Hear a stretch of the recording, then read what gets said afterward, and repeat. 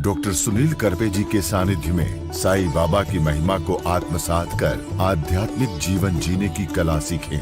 देखिए साई वाणी आस्था भजन पर प्रतिदिन प्रातः 7:20 बजे। आस्था पर प्रत्येक रविवार प्रातः 8:20 बजे।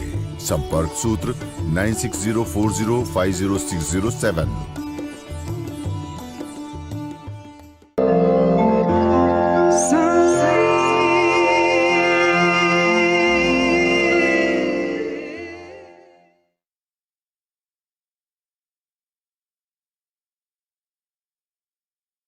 साईं तेरे चरणों में कोटि प्रणाम।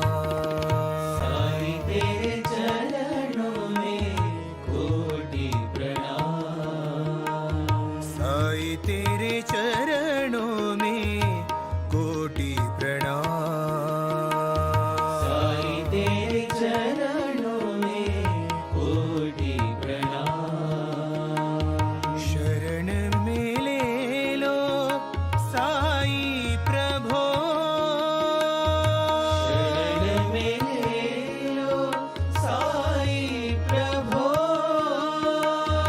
शरण में ले लो साईं प्रभो। शरण में ले लो साईं प्रभो। नमस्कार, साई वाणी में आप सबका स्वागत। मेरे प्रिय आत्मा, पहले तो मैं आज बहुत आपका सबका धन्यवाद देना चाहता हूँ कि प्रारंभ करो और जारी रखो इसी विचारधारा के प्रति साई वाणी को प्रारंभ हुआ और 3 मई 2023 से लेके आज तक बिना रुके बिना थके साई वाणी का जो कार्य है वो बढ़ता ही जा रहा है और पूरे विश्व से लोग जुड़ रहे हैं। मॉरिशस, मलेशिया, सिंगापुर तक लोगों ने हमारे साथ जुड़ने का प्रयास किया और लोग जुड़े। अभी उसका जो अगला कदम है वो बहुत महत्वपूर्ण है। बहुत सारे लोग इच्छा व्यक्त कर रहे हैं कि हम आना चाहते हैं साईं बाबा के आपके आश्रम में, आपके आंगन में हम आना चाहते हैं। मैं सभी को प्रणाम करना चाहता हूँ। 15 अगस्त 2023 को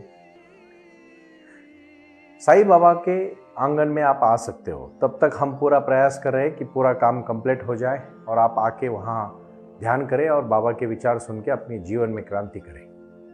लेकिन उसके पहले मेरा एक आपसे निवेदन है, आप जिस भी शहर में हो उस शहर में आप एक साई वाणी का सेंटर, और हम अभी एक व्हाट्सएप ग्रुप 25 तारीख से 25 जुलाई 2023 से लॉन्च कर रहे हैं और वो है साई वाणी ग्रुप, जिसमें मुझे कम से कम 3000 लोग अभी उस ग्रुप में, मैं हर एरिया से, देखो 91 लाख लोग तो अभी ऐप्स तक जुड़ चुके हैं और ये बहुत बड़ी बात है। लेकिन हमारा लक्ष्य ये नहीं है कि सिर्फ सुने और कोई ना करे। मैं वो साधक चाहता हूँ जो हर दिन मेडिटेशन करे, हर दिन साई ध्यान करे, क्योंकि साई क्रिया और साई ध्यान ही जीवन में बदलाव ला सकती है। कहानियाँ तो मैं यूँ कहता हूँ कि आप सुन के उसको एक अपने मन को प्रसन्नित करें और उसके बाद साईं बाबा ने जो कहा, सबका मालिक एक, मानवता ही धर्म है, और प्रारंभ करो और जारी रखो, यही विचारधारा हमारी सबकी महत्वपूर्ण विचारधारा है। कुछ कर गुजरने के लिए मौसम नहीं मन चाहिए, साधन तो जुट जाएंगे, संकल्प का धन चाहिए। और वो संकल्प है आज से सब प्रारंभ करें कि हम एक नए अध्याय को शुरुआत कर रहे हैं और वो है साई महिमा। बहुत सारे लोगों को अपने अपने जीवन में बाबा की तपस्या करने के बाद अनुभव आते हैं और मैं मेरा व्यक्तिशः अनुभव आज आपके सामने साझा करना चाहता हूँ। इसके पहले मैं छोटी सी कहानी से कहूँ। ये कहानी बहुत महत्वपूर्ण कहानी है और इतिहास में अजरामर हुई कहानी है। वो है भगवान कृष्ण और संत मीरा की कहानी। संत मीरा ने भगवान कृष्ण के प्रति जो लगाव रखा, जो प्यार रखा, जो भावना रखी, जो समर्पण रखा, जो विश्वास रखा, वो अपने भगवान के ऊपर का एक सबसे महत्वपूर्ण उदाहरण अगर पूरे विश्व में कोई है तो भगवान कृष्ण और संत मीरा का है। क्योंकि संत मीरा कोई मामूली घर की महिला नहीं थी, वो एक राजघराने की महिला थी, राजस्थान की। और जब उनकी शादी हुई तो उनको काफी कृष्ण भक्ति देख के उनके पति ने उनको काफी तकलीफ दी और फिर भी मीरा ने अपनी भक्ति नहीं छोड़ी। संत मीरा के बारे में तो मैं सच में शुक्रगुजार हूँ कि उन्होंने इतनी भक्ति की परिसीमा, निस्सीम भक्ति हम भी साईं बाबा के जब करते हैं तो बाबा अपने जीवन में वो आशीर्वाद हमें देते हैं कि जिसके हमें जरूरत है। हम चाहते हैं कि हम मजबूत बने, हम चाहते हैं कि हम शक्तिशाली बने, और यही शक्तिशाली प्राणायाम और ध्यान से आती है। साई क्रिया और बाद में साई ध्यान। देखो, साई क्रिया और साई ध्यान एक जुड़ से जुड़े हुए चीजें हैं। आप ऐसा अलग अलग नहीं कर सकते उसको। परसों मेरी एक बहन मुझे फोन करके कह रही थी कि गुरुजी, जब आप बोलते हो तो ऐसा लगता है कि आप सीधा हमसे बात कर रहे हो।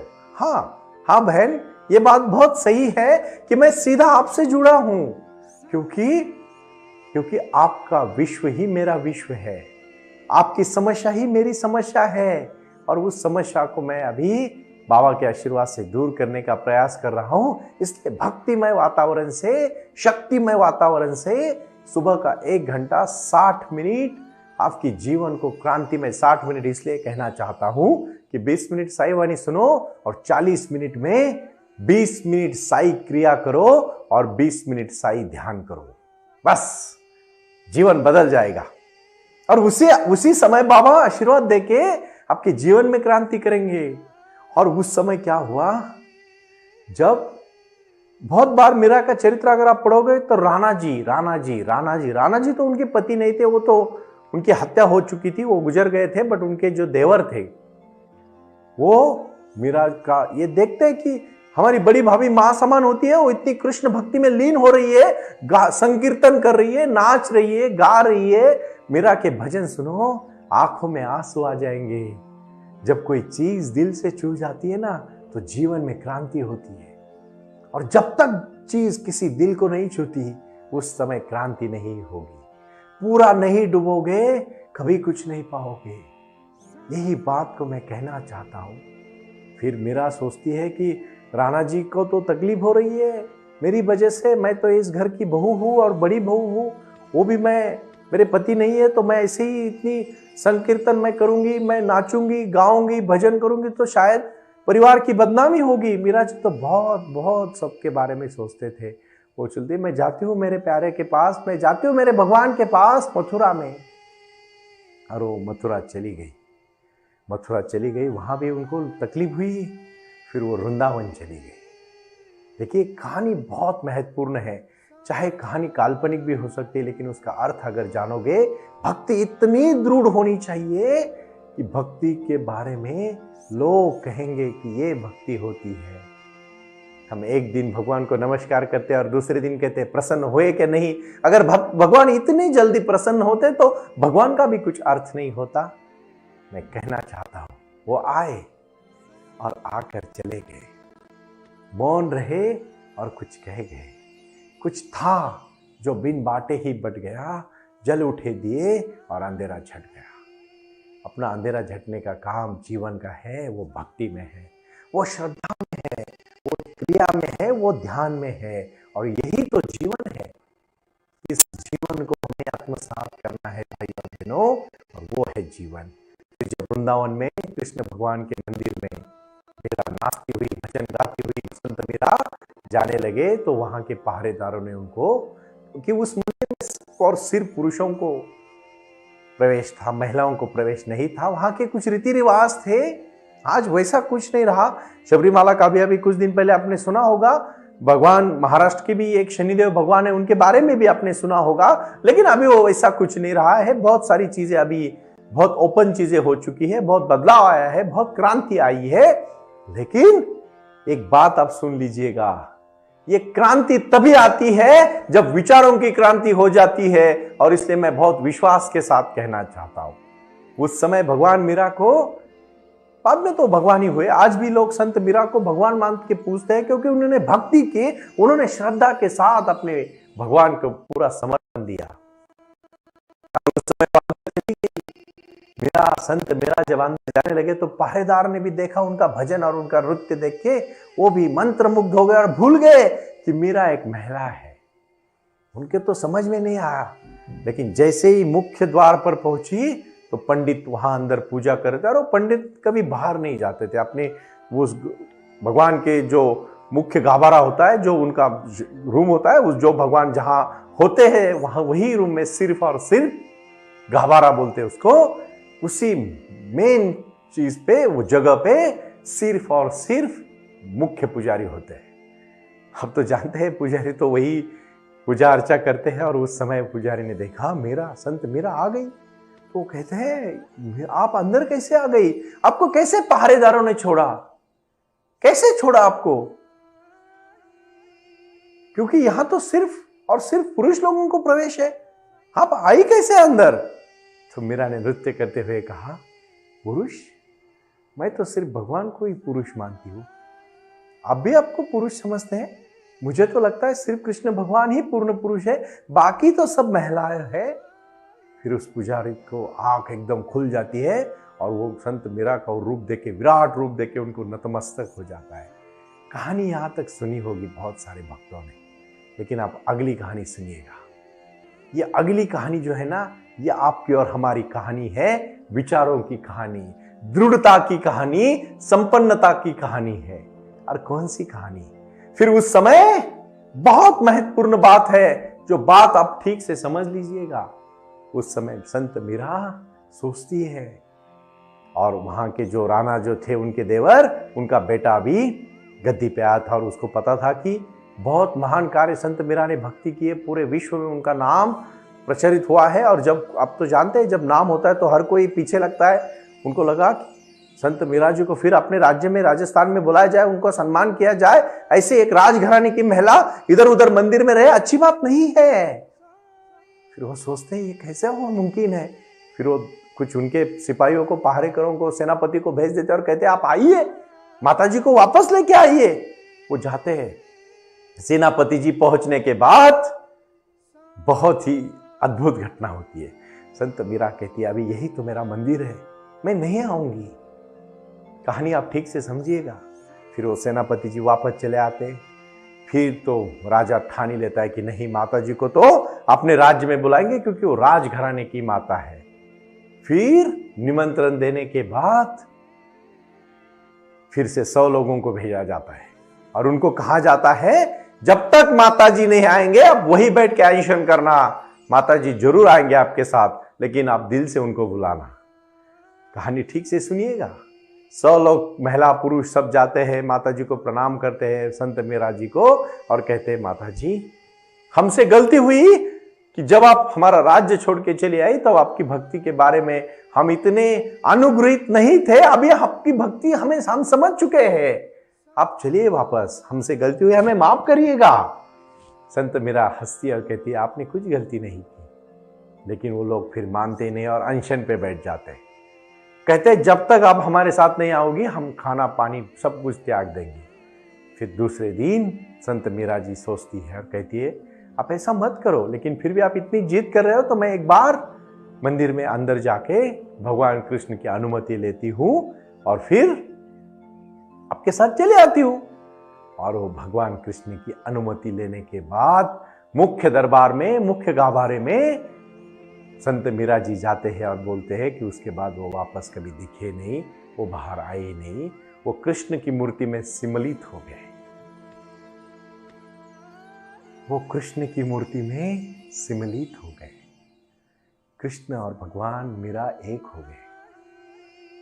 अपनी भक्ति भी साईं बाबा के प्रति इस तरह से होनी चाहिए कि बाबा की श्रद्धा, बाबा ने दिया हुआ विचार, उनके आदर्श, उनके निजी जीवन की सभी कहानियां को लेके अगर हम चलने का प्रयास करेंगे ना तो आपके जीवन में कोई दुख नहीं रहेगा। इसलिए मैं कहना चाहता हूँ वो आए और आकर कह गए, मौन रहे और कुछ कह गए। कुछ था जो बिन बाटे ही बढ़ गया। क्या था वो था साई ध्यान।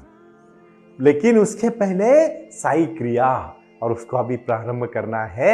साई क्रिया को प्रारंभ मतलब प्राणायाम। आप मेरे साथ जुड़े और प्राणायाम को प्रारंभ करें, शांति से प्रारंभ करें। प्राणायाम की शक्ति आपके अंदर की शक्ति है, क्योंकि जब तक आप कपालभाति एक्सरसाइज करोगे तब तक सांस को अंदर लेना और झटके से बाहर छोड़ने से पूरी निगेटिव शक्ति, पूरी एनर्जी नेगेटिव एनर्जी बाहर जाके पॉजिटिव एनर्जी अंदर आ जाती है। और वो जब हवा दिल को खुश कर देती है, मन को खुश कर देती है, उसके बाद भ्रामरी के बाद अनुलोम विलोम, नाड़ी शोधन प्राणायाम, और उसके बाद उज्जयी प्राणायाम।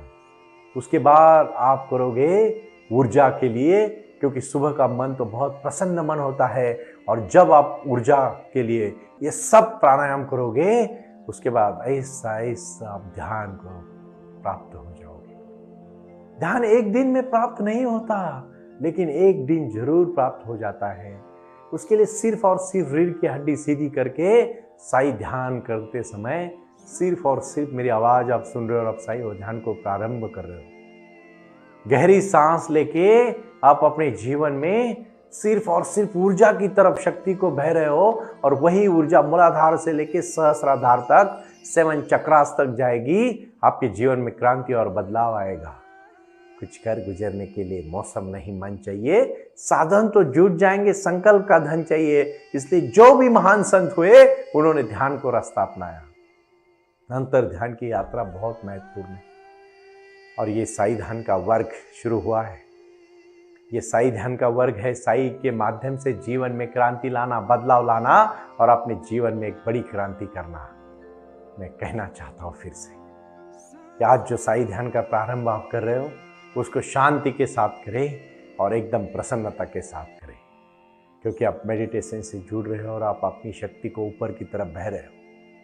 ये ऊपर की तरफ बहने वाली शक्ति है अपने जीवन की क्रांति करने वाली शक्ति। यही शक्ति आप ऊपर उठा रहे हो, और उठाते उठाते आप अपने दाएं और बाएं पैर पर ध्यान देके सीधा ऊपर जा रहे हो। अपनी शक्ति को अपने हृदय तक लेके आ रहे हो, और उसके बाद अपने कंठस्थ के पास रुका रहे हो। आप फील कर रहे हो उस ऊर्जा को कि मूलाधार से लेके सहस्राधार की तरफ ऊर्जा बह रही है, और उसी के माध्यम से अपने जीवन में स्थिरता आ रही है। क्योंकि मन में एक भी विचार ना आना और मन को विचारों में रोकना, इसी का मतलब है साई ध्यान। ये प्रसन्नता है, और इसके आगे आप जो देख रहे हो वो साई ध्यान की क्रिया है, जो बहुत ही महत्वपूर्ण है। आप प्रसन्नता के साथ पूरा ध्यान आपके दोनों आंखों के बीच जो केंद्र है उसके ऊपर ला रहे हो, और इसी